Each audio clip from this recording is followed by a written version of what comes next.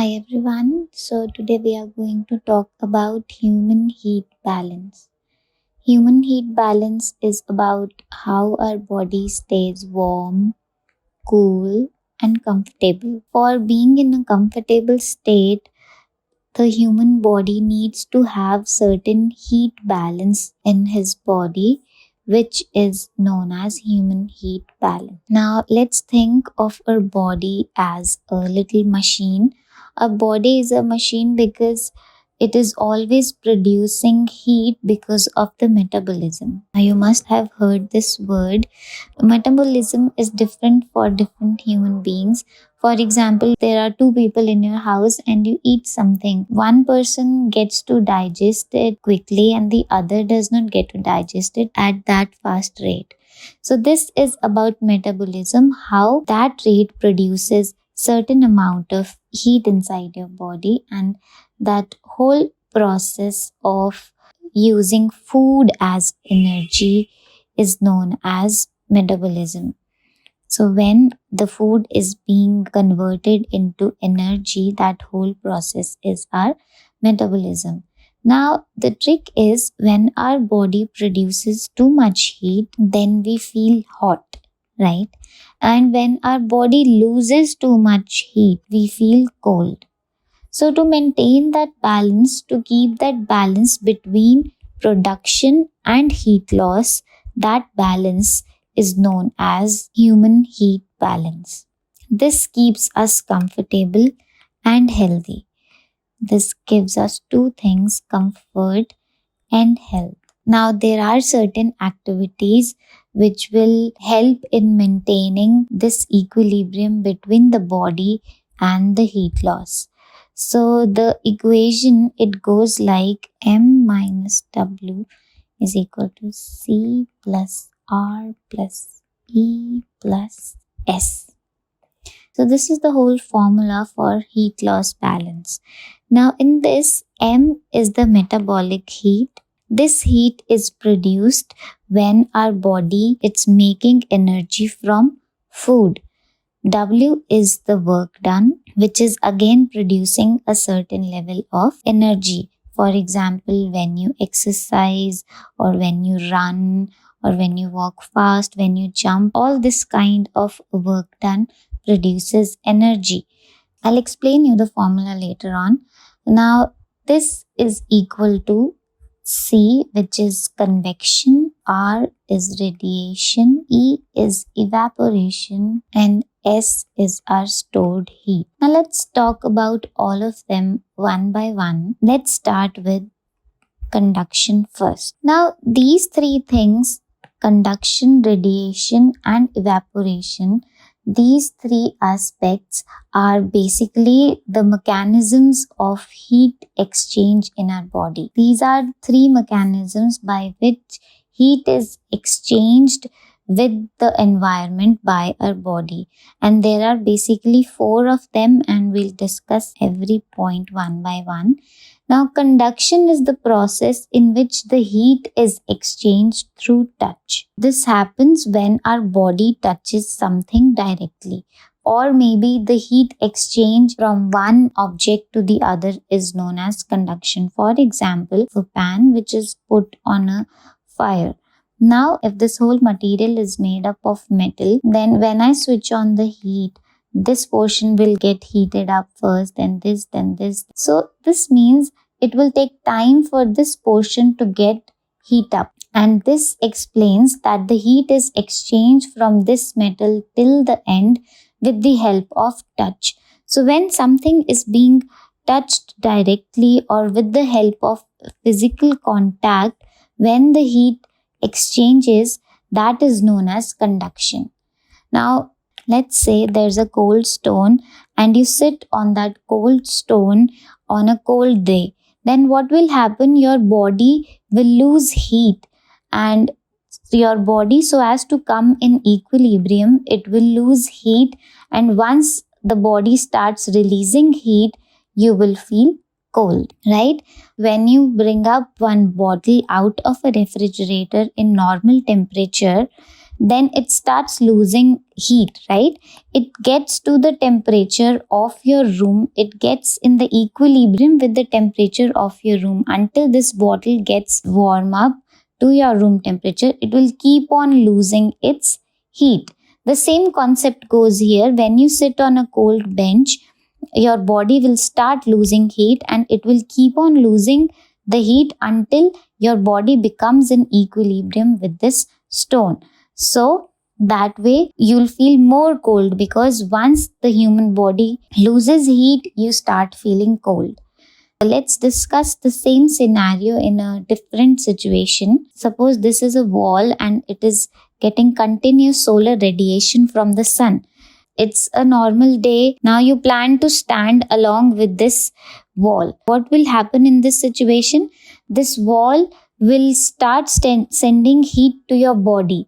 And now since you are absorbing the heat, you will feel more warmer or more hotter. So if this situation happens in a cold day, you will feel comfortable. And if the same situation happens in a hotter day, you will feel sweaty and you will be uncomfortable. So what do you understand by conduction? Conduction is heat exchange through touch. Next aspect is called convection. Convection again is the process of heat exchange, but the heat is carried out with the help of moving air. This happens when air moves around your body. It carries heat. Now, suppose it's a hot day and cold breeze passes through your body. Now, what this cold breeze will do, it will carry away heat. It is carrying all the heat that is on your body. So, when it's carrying heat away, you will feel comfortable, right? When cold breeze comes, your body starts losing heat. It starts losing energy. And when the body releases energy, you feel colder. So, on a hot day, if you are feeling cold, that means you are getting a comfortable environment. Let's discuss one more example. In your room, suppose there is normal temperature outside, which is 30 degrees Celsius, and you are feeling a bit normal. The temperature is same, but as soon as you switch on your fan, you start feeling cold. Why does that happen? Because this moving air is helping in exchange of heat. Once you get this air, your body starts releasing heat, and when you release heat, you feel cold. So on a hotter day, when you run a fan in your room, you will feel comfortable. I hope you're getting the concept. So what is convection? Convection is heat carried away or brought in with the help of air, moving air. Fine. Now the third method of heat exchange is known as radiation. I hope everyone knows what's radiation. Your mobile phone gives radiation. Your Wi-Fi gives radiation. Even when you are connecting your Bluetooth earphone to your phone, it's producing radiation. So radiation is kind of a wave. Any wave which is being produced by any device, or even the sun which is giving you heat, it is known as solar radiation. So any kind of wave is known as radiation. In this concept, the radiation becomes the invisible heat waves. The waves which are carrying heat with them, it's known as radiation. And when these heat waves are traveling between your body and surrounding surface, it is known as radiation. For example, when there is a fireplace and you are sitting around it, suppose you are sitting near it, then there is a certain radii of the heat waves that make you feel hotter, that makes you feel comfortable in a colder day. So this is also a radiation. Suppose in winter season there is a very cold glass window and you are standing on that window or you are touching that window, that will make you feel cold because your body is radiating heat towards it. Now, if the window is cold and your body is hot, so as to come in equilibrium, your body will start releasing heat. Now, when you are releasing heat, what happens? You feel cold, right? So as to come in equilibrium with the window, your body will start releasing heat and you'll start feeling cold. So as architects, we use all these parameters while designing our shadings inside the building. Either you want to put insulation inside your building or not, or if you want to put special kind of glass in your building so that you can cut out the heat waves coming inside your building.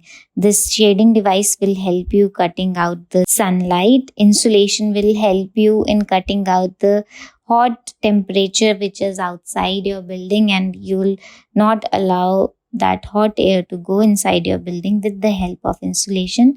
And the glass also helps in cutting out your waves as well as light, the amount of light that you want. Next thing is evaporation. Now, evaporation is the process of cooling through sweat. In human body, evaporation is the cooling through sweat, because when you sweat through your skin, it turns into vapors. So you might have noticed when you are sweaty and suddenly normal wind or breeze comes, you start feeling cold, because once your body is evaporating this sweat, you'll feel cold. It is the same concept which is going from the last three factors. On a hot day, your sweat evaporates quickly. That's why you feel warmer. And once you sweat, your body cools down. So sweating is important for a body. But in hot and humid day, you might feel that when there are monsoons, the body feels sweaty and your sweat is not evaporated easily. Why? Because the outside air is already having moisture inside it. So it does not have that space for your sweat to evaporate and go inside the air. So that happens. That is why the sweat stays on your skin and you feel itchy and sticky and very uncomfortable in monsoon days or in humid areas. So evaporation is something when you are getting cooling effect on your body through sweat, which is being turned out into vapors, making you feel colder. Now, as architects, we use this feature while designing fountains and courtyards. Why? Because suppose you have a house and the breeze is coming from this direction. Let's make the house something like this, and the breeze is coming from this direction. Now let's suppose you have put a good water fountain or a water body here. Now what will happen when the air blows and it passes through this water body? Your air will become colder, and inside your house you'll get good cold air because it is being passed from this zone. So fountains in your area will help in cooling down your areas because of the process of evaporating. The same logic goes in your coolers that you use in your house. So what happens in a cooler? Your cooler is a small box. It has fan inside it, and then you have water pipes running inside it. You have to fill this cooler with water so that it seeps in from all the three sides, and the fan is here. So what happens? Once the air blows, it takes in the water vapors, and the air you are getting inside your air, it's colder. So same concept of evaporation is coming here. With the help of water and evaporation process, the area cools down. Fine. So let's come to our equation again, because this will explain us how we are going to attain a comfortable human heat balance. Our body will be comfortable when the stored heat inside our body is equal to 0. Now let's change this formula. If I want to make a formula on the side of S, then M minus W plus C plus R plus E. Now this whole thing must be 0, which means the metabolic rate and the sum of your total heat exchange should be 0. When this M will be equal to this, when the amount of heat produced by the body is equal to the amount of heat lost by the body. So that means this whole heat exchange will be equal to m when both these values are equal, and when both these values are equal, the equation will be the heat stored will be equal to 0. And this is the situation when the human body will be in the most comfortable state. So how does the heat balance equation work? Heat produced must be equal to heat loss. So when this situation comes, our body will be at comfortable state. Let me explain the formula once more in a different way. So now M is your metabolic rate. This means M is heat produced. Now heat produced must be equal to heat loss, and heat loss is the work done plus convection, heat lost with the help of convection, heat loss with the help of radiation, and with the help of evaporation.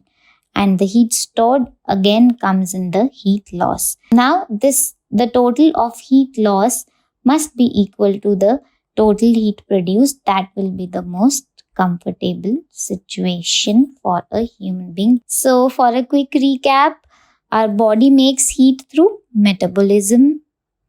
Human heat balance is matching the heat production with heat loss. Then comfort happens when heat production is equal to heat loss. There are 4 ways of heat exchange, which are conduction, convection, radiation, and evaporation. Now, conduction is heat exchange through touch. Convection is heat exchange through air movement. Radiation is heat exchange through heat waves or heat rays. And evaporation is through sweating. So this was all about today's lecture. I hope you enjoyed learning with me.